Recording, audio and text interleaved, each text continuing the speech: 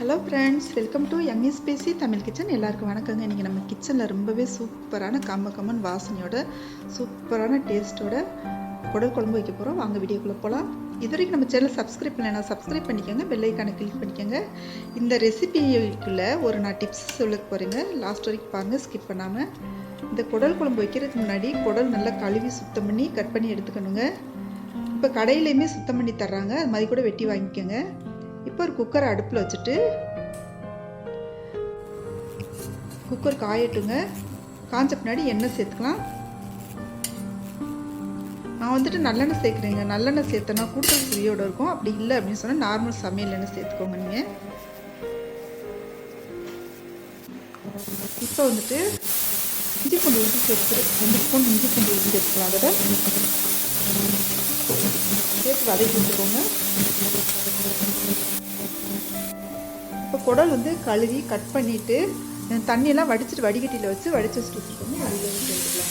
சேர்த்துட்டு இது நல்லா சுருள செஞ்சிடணுங்க. அந்த குடல் போட்ட பின்னாடி என்னதான் நம்ம தண்ணி இல்லாமல் போட்டோம்னாலுமே இது ஈரப்பதம் வந்துகிட்டே இருக்கும். அதனால் சுருள நல்லா கிளறி விட்டுக்கோங்க. இப்போ மஞ்சள் பொடி போட்டுக்கலாம். நல்லா கலந்து விட்டுக்கோங்க மஞ்சள் பொடியை. இப்போ தண்ணி எல்லாமே வத்திருச்சு பாருங்க. இந்த மாதிரி நல்லா கலந்து விட்டுருந்தீங்கன்னா தண்ணி வத்திரும். இப்போ வேகிறதுக்கு தேவையான தண்ணி ஊற்றிக்கலாங்க. நம்ம குக்கரில் விசில் விட்டு வைக்க போகிறோம். இப்போ குக்கர் மூடி விட்டுட்டு நான் ஒரு 7 விசில் வச்சுருக்கேங்க. இப்போ இந்த அளவுக்கு தேங்காய் சில்லு எடுத்துக்கலாம். ஒரு குடலுக்கு இந்த அளவுக்கு எடுத்துருக்கீங்க. வெங்காயம் கொஞ்சம் எடுத்துக்கலாம். ஒரு பெரிய வெங்காயம் கட் பண்ணி வச்சுருக்கேன். அதை மிக்ஸி ஜாரில் அரைச்சி எடுத்து வச்சுக்கலாம். இப்போ 7 விசில் போயிட்டு அதுவாகவே ஆவி போன பின்னாடி குக்கர் திறந்துக்கலாம். பாருங்கள், வெந்து வந்துருச்சு. இந்த டைமில் சிலிப்பி குடல் சொல்லுவாங்க. இந்த குடலையே சேர்ந்துருக்கும். அதுதான் இந்த குழம்புக்கு டேஸ்ட் கொடுக்க போகிறது. இதுதாங்க சிலிப்பி குடல்.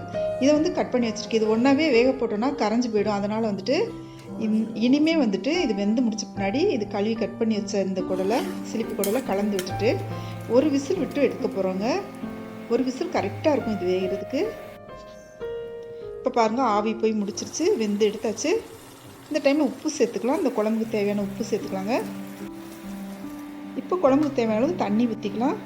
இப்போ இந்த தேங்காய்ச்சலும் வெங்காயம் அரைச்சி வச்சதை இதோட சேர்த்துக்கலாம். இப்போ நான் 2 தக்காளி போட்டிருக்கேங்க. உங்களுக்கு கொஞ்சம் புளிப்பு டேஸ்ட்டாக வேணும்னு சொன்னால் இன்னொரு தக்காளி போட்டுங்க. 2 தக்காளி கரெக்டாக இருக்கும்.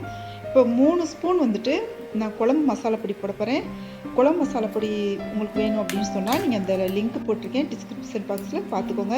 அப்படி இல்லை அப்படின்னு சொன்னால் 2 ஸ்பூன் தனி மிளகாப்பொடி, 2 ஸ்பூன் மல்லிப்பொடி, 1 ஸ்பூன் சீரகத்தூள் போட்டுக்கோங்க. இப்போ தாளிக்கிற கரண்டியை நம்ம அடுப்பில் வச்சாச்சு. இந்த குடல் கழுவி சுத்தம் பண்ணி வச்சிடணும். 10 நிமிஷத்தில் இந்த குழம்பு வச்சு முடிச்சிடலாங்க. ரொம்பவே ஈஸி தான். நான் இந்த குழம்புக்கு எப்போவுமே நல்லெண்ணெய் தான் சேர்க்குறேன். இப்போ சோம்பு, ஒரே ஒரு ஏலக்காய், ஒரு பட்டை, 5 கிராம்பு, ஒரு இலை, பூ, இது எல்லாமே சேர்த்துட்டு தாளிக்க போட்டுக்கிறோங்க. கடுகு, உளுந்தம்பருப்பு இது எல்லாமே ஒன்றா சேர்த்து தாளிச்சுக்கலாம். மிளகா ஒரு 3 மிளகா முழுசாக போட்டுக்கோங்க. அது எல்லாமே நல்லா சிவந்து வந்த பின்னாடி இப்போ வெங்காயத்தை கட் பண்ணி வச்சுக்கோ, அதையும் போட்டுக்கலாம். இந்த குழம்புக்கு சின்ன வெங்காயம் இருந்தாலும் சேர்த்துக்கலாம், பெரிய வெங்காயம் இருந்தாலுமே சேர்த்துக்கலாங்க. நல்ல கோல்டன் ப்ரௌன் கலர் அளவுக்கு வெங்காயம் வர்றது வரைக்கும் வதக்கி விட்டுட்டு இப்போ கருவேப்பிலை சேர்த்தாச்சு. நல்லா கலந்து விட்டுக்கோங்க. இப்போ மல்லித்தலை கொஞ்சம் கட் பண்ணி அதோடு சேர்த்துக்கோங்க. இது மாதிரி வதக்கி போட்டால் ரொம்பவே டேஸ்ட்டாக இருக்கும். இந்த குடல் குழம்புக்கு மட்டும் இந்த மாதிரி போடுங்க.